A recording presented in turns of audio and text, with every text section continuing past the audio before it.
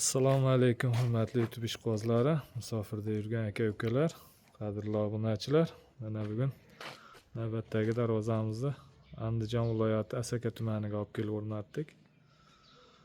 Juda chiroyli chiqqan darvozamiz 4.40 ga 3.5 joyga o'rnadi. Videomizni oxirigacha ko'rsalang, darvozamiz haqida, materiallari haqida ma'lumot berishga harakat qilib o'tamiz. Demak, boshladik. Eniga 4.40, bo'yiga 3.55 razmerga o'rnadi bu darvozamiz. O'sha summasi 14 million so'mga olib kelib o'rnatildi.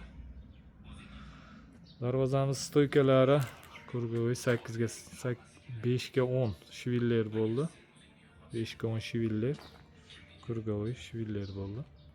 İçidagi profillari 6 ga 4, 1,5lik stenada, listlari 2lik listda bo'ldi.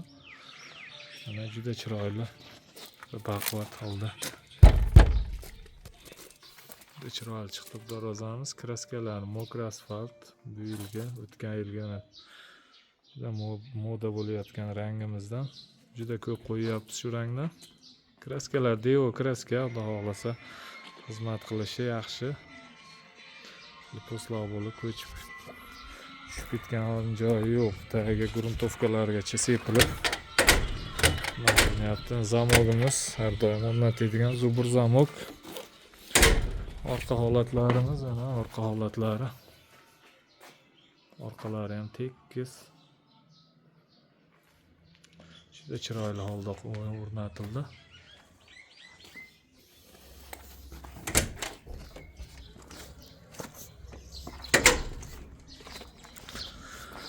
Hurmatli aka-ukalar, kanalimizga yangi bo'lsalaring obuna bo'lishni unutmanglar. Obuna bo'lib, like tugmachasini bosib, videomiz keng tarqalishiga hissa qo'shasizlar degan umiddamiz.